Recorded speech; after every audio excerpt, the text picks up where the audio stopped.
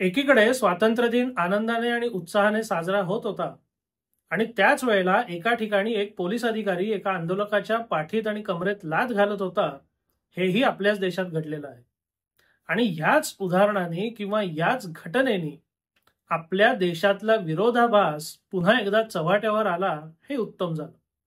आता त्या प्रकरणाचा जो व्हिडिओ व्हायरल झालेला आहे, जो आपणही बघितला असेल, त्यात एक तर एवढं नक्की दिसून येतं की त्या आंदोलकाला काही पोलिसांनी पकडलेलं आहे आणि त्याच्यावर अजून बळाचा वापर करायची आवश्यकता तशी काही दिसून येत नाही. बरं, या अधिकाऱ्याने नुसता बळाचा वापर नाही केलेला, तर लाथ घातलेली आहे. आणि एका माणसाने दुसऱ्या माणसाला लाथ घालणं, याच्यातनं लाथ घालणाऱ्याची मगरुरी दिसून येते, असं म्हटलं तर ते काही वावगं ठरू नये. आता या प्रकरणाची काय दखल घेतात, दखल घेऊन काय कारवाई करतात, का आपलं तात्पुरतं थुकपट्टी लावतात, याच्यावरनं या व्यवस्थेच्या नजरेत सर्वसामान्य माणसाची किंमत किती आहे, हे पुन्हा एकदा चव्हाट्यावर येणार आहे.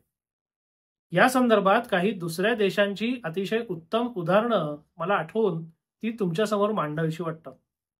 मला वाटतं 2020च्या आसपास अमेरिकेमध्ये एक घटना घडली होती. एक काळा संशयित माणूस होता. त्या माणसाला तिकडच्या एका पोलीस अधिकाऱ्याने थांबवलं, जमिनीवर पाडलं आणि आपला गुडघा त्याच्या मानेवर रोवला आणि त्याच्यात त्या माणसाचं निधन झालं. ह्या प्रकरणानंतर ते प्रकरण एवढं तापलं आणि त्याच्यामुळे एवढं सगळे प्रश्न निर्माण झाले की त्याची गंभीर दखल घेतली गेली आणि त्याच्यामुळे जवळपास सर्व पोलिसांनी, म्हणजे सर्व विविध ठिकाणच्या विविध राज्यातल्या पोलिसांनी एका गुडघ्यावर वाकून ह्या कृत्याबद्दल किंवा या अधिकाराच्या कृत्याबद्दल समाजाची, देशाची माफी मागितली आणि दिलगिरी व्यक्त केली. असं आपल्याकडे कधी घडतं का हो? कारण या महाशयांनी ही जी लाथ घातलेली आहे, हे काय असं एकच उदाहरण घडलेलं नाहीये. हे असं वारंवार सतत घडत असतं. आणि हे वारंवार किंवा सतत का घडतं? तर अशा दोषी लोकांवर कडक आणि कठोर कारवाई होत नाही. आता अशी कडक आणि कठोर कारवाई का होत नाही, याला अनेकानेक कारणं आहेत आणि आपली व्यवस्था ही तशीच बनवलेली आहे. बरं, यात सुद्धा भेदभाव असा ना की धनदांडग्यांना ह्या पोलिसी खाक्याला कधीही सामोरं जायला लागत नाही. अशी कितीतरी उदाहरणं तुमच्या समोर असतील. पुण्याचं पोर्शे प्रकरण असेल, कबूतरखान्यामध्ये आत्ता जे प्रकार झाले ते असेल. तेव्हा या पोलिसांनी बळ वापरलं का हो? तेव्हा तर काय बळ वापरलं नाही. आता तेव्हा गरज नव्हती का हिंमत झाली नाही? हे महत्वाचे प्रश्न आहेत. या प्रश्नांची उत्तरं दिली गेली पाहिजे. पण एक साधा आंदोलक जो कोणाला तरी एक निवेदन द्यायला आला होता, त्याला पकडायचं, त्याला 2-4 लोकांनी धरायचं आणि एकाने मागून त्याच्या पाठीत किंवा कमरेत लाथ घालायची, हे अतिशय लांछनास्पद प्रकरण किंवा लांछनास्पद घटना आहे, असं माझं वैयक्तिक मत आहे.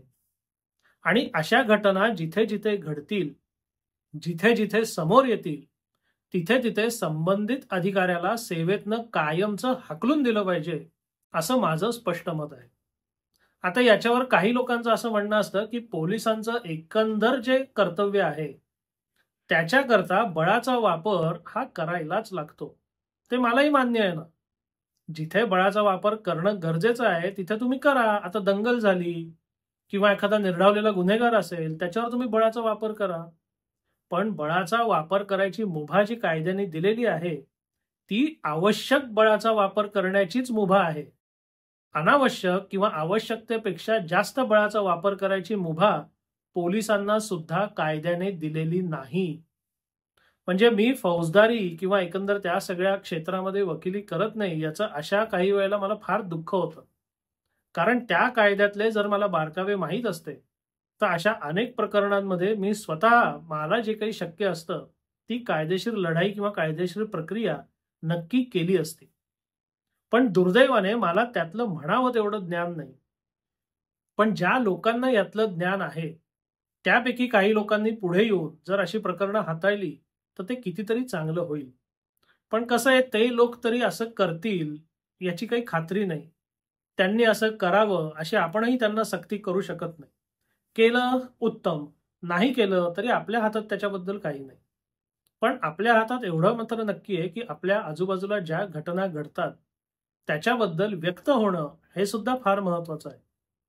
कारण तुम्ही जर व्यक्तच झाला नाही, तुमचा रोष जर समोर आलाच नाही, तर जणू काही घडलंच नाही असं ते पुढे चालू राहतं. म्हणजे लोकमान्य टिळकांना ह्या बाबतीत अनन्यसाधारण महत्व का आहे? कारण ते भारतीय असंतोषाचे जनक आहेत. आणि जोवर भारतीय लोकांमध्ये असंतोष निर्माण झाला नाही, तोवर भारतीय स्वातंत्र्याच्या लढाईला म्हणावी तेवढी गती किंवा म्हणावं तेवढं यश येणं शक्यच नव्हतं. आता स्वातंत्र्याचा विषयच निघाला म्हणून एक पुन्हा पुन्हा मला सांगावं असं वाटतं की स्वातंत्र्य मिळालं हे जरी चांगलं झालेलं असलं तरी सर्वसामान्य किंवा गोरगरीब नागरिकाच्या आयुष्यात स्वातंत्र्याने नक्की काय फरक पडला, हा एक मोठा प्रश्नच आहे जो मी स्वतःला सुद्धा अनेकदा विचारतो. म्हणजे अगदी स्वातंत्र्य जाऊ द्या, अगदी पूर्वापार जी आपल्याकडे व्यवस्था होती, ठिकठिकाणचे वतनदार होते, ते गोरगरीब लोकांचा छळ करायचे. मग काय बदलला? मग इंग्रज आले, मग आपले लोक आले. मग आपले लोकांचे सुद्धा हे जे सगळे आधुनिक वतनदार आहेत, म्हणजे तलाठी असेल, तहसीलदार असेल, पोलीस असेल, प्रांत असेल, कलेक्टर असेल, हे आधुनिक वतनदारच आहेत. हे सगळ्या समाजाचा छळच करतायत. म्हणजे तशी गोरगरिबाच्या नजरेतनं जर बघायचं झालं तर इंग्रजांचा छळ असला काय किंवा आपल्याच लोकांचा छळ असला काय, त्याच्या आयुष्यात नक्की फरक काय पडला? बरं, धनदांडग्या लोकांबद्दल बोलायचं झालं तर त्यांना इंग्रज राजवटीचाही त्रास नव्हता आणि नंतर कोणाचीही राजवट केव्हाही कधीही कितीही वेळा आली तरी त्याचा धनदांडग्यांना कधी त्रास होतच नाही. म्हणून कोणतीही राजवट किंवा कोणतीही व्यवस्था याचं जर मूल्यमापन करायचं असेल तर त्या व्यवस्थेत गोरगरिबांना किती सोयी आहेत, त्यांचा मानमरातब किती आहे, त्यांना किती प्रकारे न्याय किंवा अन्याय त्यांच्यावर केला जातोय, याच्यावरूनच केलं पाहिजे. कारण धनदांडग्या श्रीमंत आणि मजबूत लोकांना या व्यवस्थेची काही पडलेली नसते. ते पायातल्या चपले एवढी सुद्धा या लोकांना किंमत देत नाही. कारण पैसा फेको आणि तमाशा देखो ह्या शास्त्रानुसार त्यांचा कारभार कायम चाललेलाच असतो. पण जो गोरगरीब आहे त्याच्याकरता व्यवस्था चांगली किंवा वाईट असणं यांनी फार मोठा फरक पडतो. आणि स्वातंत्र्य मिळाल्यापासून आजपर्यंत म्हणजे 1947 ते 2025 एवढ्या मोठ्या काळामध्ये गोरगरीब लोकांकरता चांगली व्यवस्था आपण बनवू शकलेलो नाही, हे किमान माझं वैयक्तिक मत आहे. आपल्याला याच्याबद्दल काय वाटतं अवश्य कळवा. या सगळ्या प्रकाराबद्दल आपल्या काय भावना आहेत त्या सुद्धा व्यक्त करा.